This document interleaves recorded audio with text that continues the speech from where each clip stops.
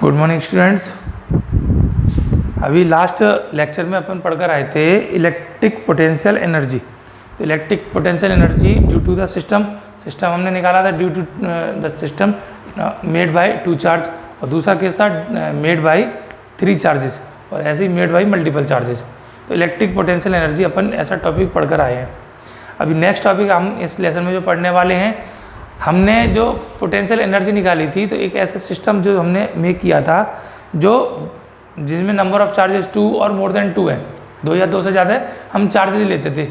अब उसमें वो चार्ज के बारे में जो शर्त थी या कंडीशन थी, वो सेम चार्ज भी हो सकते थे, सेम का मतलब सेम मैग्नीट्यूड और सेम नेचर के ऐसे चार्ज हो सकते थे जिसमें मैग्नीट्यूड तो उनका डिफरेंट है, नेचर सेम है। और तीसरी पॉसिबिलिटी हो सकती थी कि मैग्नीट्यूड तो इक्वल है लेकिन नेचर डिफरेंट है। और चौथी इसमें पॉसिबिलिटी हो सकती थी कि मैग्नीट्यूड और नेचर दोनों डिफरेंट है। तो चाहे वो चार्ज इक्वल हैं चाहे चार्ज वो डिफरेंट है, उसके लिए हमने इसको कैलकुलेट किया था। अभी केवल चार्ज का सिस्टम बनाया था, तो ऐसे ही एक चार्ज का सिस्टम होता है जिसको हम बोलते हैं इलेक्ट्रिक डाइपोल। पढ़कर आए हम पहले लेसन इलेक्ट्रिक फील्ड में भी हमने उसको पढ़ा, डाइपोल को पढ़ा, डाइपोल की उसकी कुछ एप्लीकेशंस थी। अभी जो सेकंड लेसन था उसमें डाइपोल का यूज गॉस थ्योरम में नहीं हुआ था। थर्ड में हमने किया था इलेक्ट्रिक पोटेंशियल निकाला था।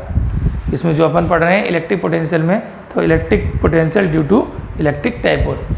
अभी अपने को जो काम करना है वो काम करना है डाइपोल की पोटेंशियल एनर्जी अपने को कैलकुलेट करनी है। और पोटेंशियल एनर्जी के बारे में हम पढ़ चुके हैं कि पोटेंशियल एनर्जी किसके इक्वल होती है, वर्क डन की इक्वल होती है।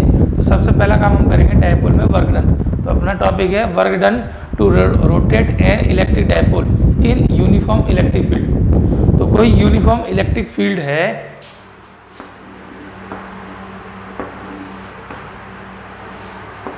ये हमने कोई इलेक्ट्रिक फील्ड ले लिया, late this is E vector. इसके अंदर एक डायपोल कहीं पर भी प्लेस है इस इलेक्ट्रिक फील्ड के अंदर किसी भी एंगल थीटा पर। अब उसको हम एक पोजीशन से दूसरी पोजीशन तक रोटेट करते हैं। ये ऐसा है और इसको हमने घुमा दिया, तो इसको टोटल रोटेशन करेंगे, घुमाएंगे, तो हमको कितना वर्क डन होगा वो अपने को कैलकुलेशन करनी है। तो वो कैलकुलेशन करने के लिए हम एज्यूम करते हैं कि डायपोल, ये हमने मान लिया डायपोल है ये, let this is initial position A B, और एंगल है इसका थीटा वन एंगल पर है ये इनिशियल पोजीशन। अब इसको हमने घुमा दिया और घुमाकर हम ये दूसरी पोजीशन तक हम इसको रोटेट करते हैं। नई पोजीशन हमने मान ली this is A dash B dash. Dipole है made by 2 charge -q and +q। अब इसको घुमाया हमने दूसरी पोजीशन कितने एंगल तक, θ2 एंगल तक। डायपोल है तो इसकी जो लेंथ है वो 2l एज्यूम कर ली, और डायपोल मोमेंट है p। तो एक डायपोल हमने लिया है made by 2 charge -q and +q, initial position A B at angle θ1। इसको हम रोटेट करते हैं अगेंस्ट द फोर्स, और कहाँ तक करते हैं, नए एंगल θ2 तक, और नई पोजीशन इसकी आ जाती है ए डैश बी डैश। ठीक है, तो इसको रोटेट करने में हमको कितना काम करना पड़ेगा, वर्क डन कितना होगा, वो अपने को कैलकुलेट करना है। वर्क डन होता क्या है, तो वर्क डन के बारे में हम जानते हैं फोर्स इनटू डिस्प्लेसमेंट, और सीधा सा फॉर्मूला है फोर्स इनटू डिस्प्लेसमेंट। लेकिन डिस्प्लेसमेंट अपन ने पढ़ के आई है 11th क्लासेस में, तो डिस्प्लेसमेंट कितने टाइप की होती है, तो there are 2 type of displacement. First is said to be linear displacement and second is said to be angular displacement. तो वर्क डन जब हम लीनियर डिस्प्लेसमेंट करते हैं, मतलब किसी भी ऑब्जेक्ट को एक जगह से हमने उठाया और दूसरी जगह शिफ्ट कर दिया, तो यहाँ से यहाँ तक शिफ्ट कर दिया, तो यहाँ से यहाँ तक क्या होगा, केवल एंगुलर उसका लीनियर डिस्प्लेसमेंट होगा। ए पोजीशन से हम हटाकर लेकर जाते हैं और बी पोजीशन तक हमने इसको डिस्प्लेस कर दिया, तो वर्क डन क्या होता है, तो force into displacement along to the force. तो जो डिस्प्लेसमेंट फोर्स के डायरेक्शन में होता है वो हमारा हो जाता है, इन दोनों का जो प्रोडक्ट है F D cos theta F S cos theta, this is said to be work done. ठीक है, बहुत बेसिक बात है, छोटी क्लास में भी हमने पढ़ी है, 9th 10th में और 11th में भी हमने इसको डिटेल में पढ़ा है। लेकिन अब यहाँ पर अपन दूसरी कंडीशन मानकर करें कि यहाँ पर जो डिस्प्लेसमेंट है वो लीनियर ना होकर एंगुलर हो, मतलब कोई भी ऑब्जेक्ट कहीं पर रखा हुआ है, अब ये इसकी इनिशियल पोजीशन से फाइनल पोजीशन तक हम इसको घुमाते हैं, तो जैसे हमने इसके अंदर रोटेशन किया तो यहाँ पर जो डिस्प्लेसमेंट हो जाएगा वो कैसा हो जाएगा, एंगुलर डिस्प्लेसमेंट। तो ऐसे केस में वर्क डन कितना होता है, 11th क्लास में आपने पढ़ा है टॉपिक, ध्यान कीजिए। तो कैसे ध्यान करना, 1 मिनट के लिए वीडियो को पॉज कीजिए, सोचिए, दिमाग पर जोर डालिए, समझ में आता है कि नहीं आता है आपको फॉर्मूला। चलिए देख लिया होगा आपने, उम्मीद है ऐसा किया होगा। तो अगर एंगुलर डिस्प्लेसमेंट होता है तो ऐसे केस में वर्क डन कितना हो जाता है, तो work done equal to that is said to be torque into angular displacement. तो W equal to tau into theta, formula आप पढ़कर आए हो। तो वर्क डन कितना हो जाता है, टो इंटू थीटा। इसी कंसेप्ट का अपने को यूज करना है, क्योंकि इसको हम एंगुलर डिस्प्लेसमेंट कर रहे हैं। तो इसमें वर्क डन कितना होगा, torque multiply by angular displacement. तो उसके लिए अपने को टॉर्क चाहिए, टॉर्क हम निकाल चुके हैं, हम जानते हैं। तो ध्यान कीजिए क्या काम करना है कि let in an electric dipole made by -q and +q charge, dipole moment is p, length is 2l, placed in uniform electric field E vector at angle theta, initial position is AB। इसको हमने rotate किया by rotating this dipole from AB to another position A', B', θ1 to θ2, we have to calculate work done. तो let at any instant the angular position of the torque is theta, then the dipole moment तो P है, then the torque applied on the dipole, तो tau is equal to PE sin theta. अगर theta angle पर है तो उस पर जो टॉर्क प्रोड्यूस होगा वो कितना होगा, that is PE sin theta. Calculate हम कर चुके, हमको आता ही है। नाउ अब इसको हमने डिस्प्लेस करना है, एक छोटा सा पोजीशन में मान लिया D theta. Now work done to rotate D theta, small displacement है डी थीटा। तो D W is equal to tau into D theta, value put करेंगे तो टो की वैल्यू कितनी है, PE sin theta into D theta. Small displacement हमने किया D theta, उसके लिए वर्क डन हमने निकाल लिया। अभी टोटल वर्क डन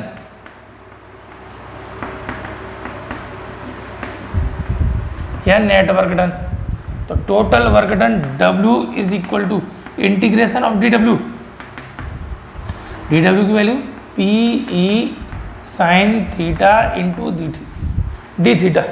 अब हम इसको रोटेट कर रहे हैं, कहाँ से कहाँ तक, तो लिमिट क्या होगी, तो lower limit is θ1 and final limit is θ2, तो θ1 to θ2, work done to rotate θ1 to θ2। अब केवल इसका इंटीग्रेशन करना है, तो W इज इक्वल टू क्या कांस्टेंट है इसमें, P कांस्टेंट और E कांस्टेंट, ये बाहर आ गया, क्या बचा sin theta into D theta, limit θ1 to θ2। Formula ध्यान होगा आपको इंटीग्रेशन का। तो इंटीग्रेशन क्या होता है, तो integration is the opposite of the differentiation. Sine का डिफरेंशिएशन कॉस, तो कॉस का इंटीग्रेशन साइन, ऐसी कॉस का डिफरेंशिएशन माइनस साइन, तो साइन का इंटीग्रेशन माइनस कॉस। तो फॉर्मूला क्या होता है, तो W is equal to PE, constant है बाहर, साइन का इंटीग्रेशन करेंगे तो क्या मिलेगा, minus cos theta, limit θ1 to θ2, minus sine बाहर ले लो, तो माइनस का PE क्या बचा, cos theta, limit θ1 to θ2। Upper limit लगाओ फिर लोअर लिमिट लगाओ, तो माइनस का PE, अपर लिमिट लगाई तो ये हो जाएगा कॉस θ2, माइनस लोअर लिमिट लगाई तो कॉस θ1। ठीक, साइन का अंदर मल्टीप्लाई करेंगे तो ये साइन चेंज हो जाएंगे, तो W is equal to PE, ये हो जाएगा cos θ1 और माइनस cos θ2। तो this is the formula of the work done to rotate electric dipole in uniform electric field. Work done है तो यूनिट क्या हो जाएगी, जूल। तो किसी भी डायपोल को यूनिफॉर्म इलेक्ट्रिक फील्ड में, डायपोल है तो डायपोल मोमेंट P आ गया, कहाँ पर रोटेट किया है, इन यूनिफॉर्म इलेक्ट्रिक फील्ड E में, कहाँ से कहाँ तक किया है, फ्रॉम θ1 टू θ2। तो जो इसको रोटेट करने में वर्क डन होगा, तो the work done is equal to PE cos θ1 minus cos θ2। Is that clear? तो ये हो गया आपका वर्क डन। ठीक, वर्क डन हमने कर लिया। अब अपने को इसके आगे का जो काम करना है वो काम करना है। वर्क डन तो हमारे पास हो गया। नेक्स्ट काम क्या करना है, इसका पोटेंशियल एनर्जी निकालनी है। चलिए नेक्स्ट टॉपिक देखते हैं। पोटेंशियल एनर्जी अपन कैलकुलेट करेंगे। Electric potential energy of a dipole. एक डायपोल की इलेक्ट्रिक पोटेंशियल एनर्जी अपने को निकालनी है। तो पोटेंशियल एनर्जी इक्वल टू क्या होती है, work done.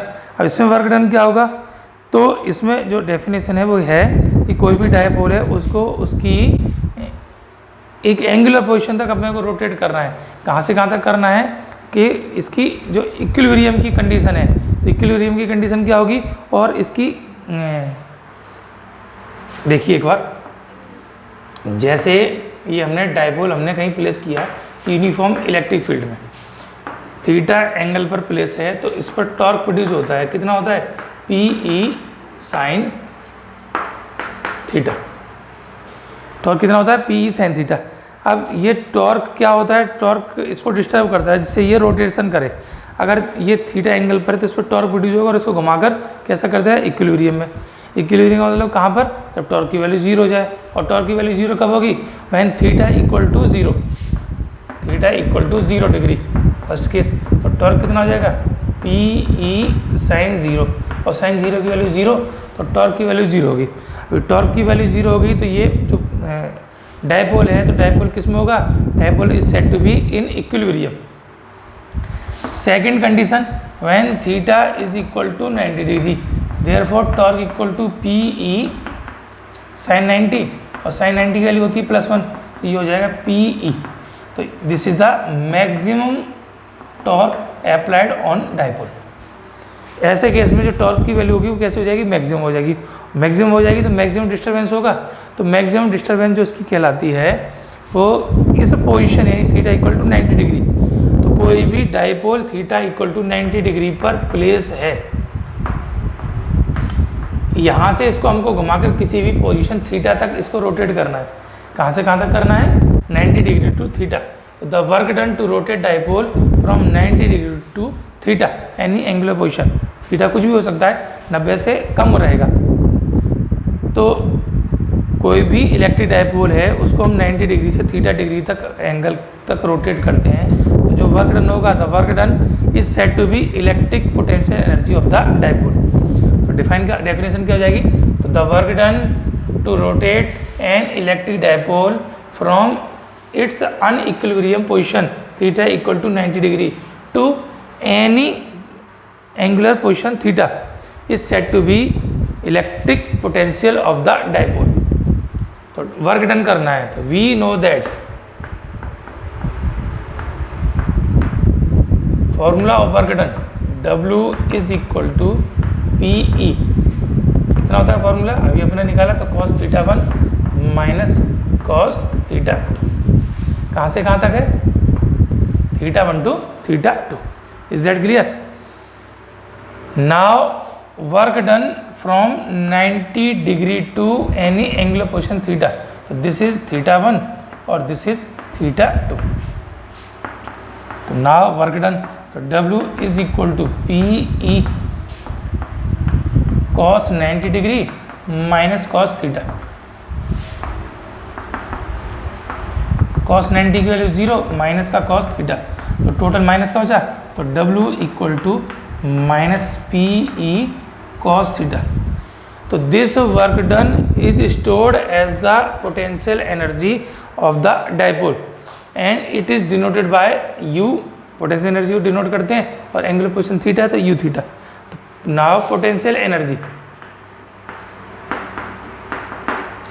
U theta is equal to work done, तो U theta equal to minus का P E cos theta. Energy है तो यूनिट हो जाएगी इसकी जूल। तो ये हो गया आपका potential energy of the dipole. तो ये डायपोल का वर्क डन कर लिए, डायपोल की पोटेंशियल एनर्जी निकाली।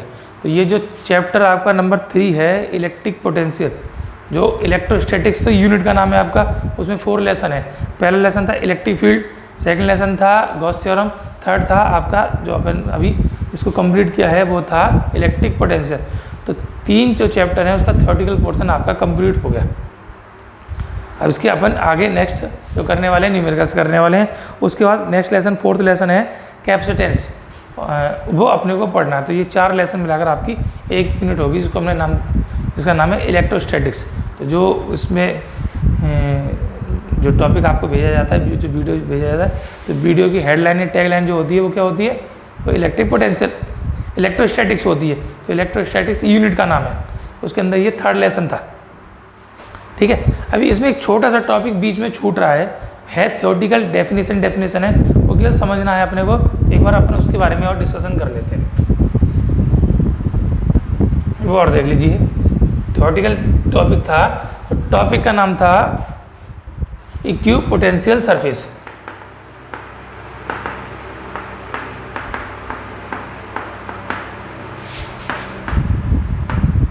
इक्विपोटेंशियल सरफेस,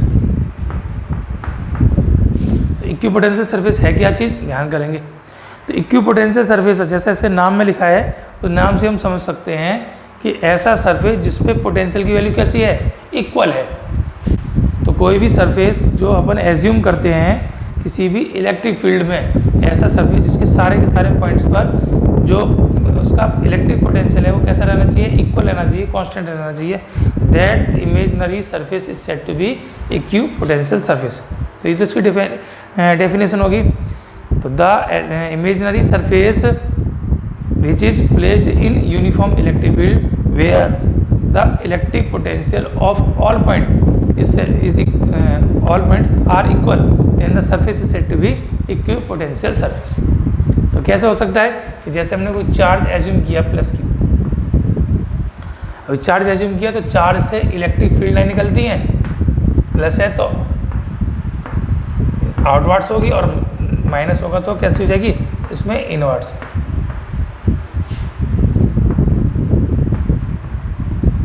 ये इसमें लाइन ऑफ फोर्सेस से निकल रही हैं। चार्ज क्यू है, we know that electric potential due to point charge V is equal to KQ/R। K constant है, Q की वैल्यू अपने को वो भी फिक्स रहेगी किसी चार्ज के लिए। अब इसकी जो पोटेंशियल की वैल्यू है डिपेंड कर देगी किसके ऊपर, डिस्टेंस R के ऊपर। अभी R की वैल्यू कुछ है, R की वैल्यू वेरी करेगी, तो वहाँ पर जो हम एक सरफेस एज्यूम करते हैं, तो ये सिलेंडर इसका स्फेरिकल सरफेस है अराउंड द चार्ज। हमने एक स्फेयर कंसीडर किया जिसकी रेडियस R है, तो हर एक पॉइंट पर पोटेंशियल की वैल्यू इक्वल होगी। तो this surface is said to be equipotential surface. तो दूसरा हमने सरफेस ले लिया R2 रेडियस का, तो यहाँ पर R2 रेडियस का कोई हमने अनदर स्फेरिकल सरफेस ले लिया, तो उसके सारे के सारे पॉइंट पर कैसा हो जाएगा, इलेक्ट्रिक पोटेंशियल की वैल्यू इक्वल हो जाएगी। तो this type of surface is said to be equipotential surface. बात समझ में आ गई। तो ये हो गया आपका इक्विपोटेंशियल सरफेस। अब इसमें कुछ इसकी प्रॉपर्टीज़ हैं, 3-4 प्रॉपर्टीज़ हैं, छोटी छोटी सी हैं, समझ लें। तो पहली प्रॉपर्टी क्या है कि कोई भी इक्विपोटेंशियल सरफेस है, पोटेंशियल सरफेस का मतलब जिसके अलग अलग सभी पॉइंट्स पर पोटेंशियल की वैल्यू कैसी है, इक्वल होनी चाहिए। इट मीन्स पहली जो प्रॉपर्टी हो जाएगी वो क्या हो जाएगी, the potential difference between 2 points on equipotential surface is always. तो पोटेंशियल डिफरेंस कितना हो जाएगा, 0। पोटेंशियल इक्वल है तो डिफरेंस कितना हो जाएगा, 0। पहले पर भी V है, दूसरे पर V है, तो डिफरेंस करेंगे तो कितना हो जाएगा, 0। तो फर्स्ट प्रॉपर्टी क्या हो जाएगी, electric potential difference is 0 on equipotential surface. दूसरी प्रॉपर्टी क्या है कि इस सरफेस के ऊपर हम कोई चार्ज को कैरी करते हैं एक पॉइंट से दूसरे पॉइंट तक, तो वर्क डन कितना होगा, तो the work done to carry a charge on this equipotential surface is always, W अपने को निकालना है। तो क्या फॉर्मूला होता है, तो W इक्वल टू, अभी चाहिए अपने को पोटेंशियल डिफरेंस के साथ, तो delta V equal to W/Q। तो W इक्वल टू कितना हो जाएगा, डेल्टा V इंटू Q। तो डेल्टा V इंटू Q, और डेल्टा V की वैल्यू 0, तो 0 into Q, this is equal to 0। तो सेकंड प्रॉपर्टी क्या हो जाएगी कि किसी भी इक्विपोटेंशियल सरफेस पर अगर हम किसी चार्ज को कैरी करते हैं तो वर्क डन कितना होता है, 0, कोई काम नहीं करना पड़ता, वर्क डन इक्वल टू 0।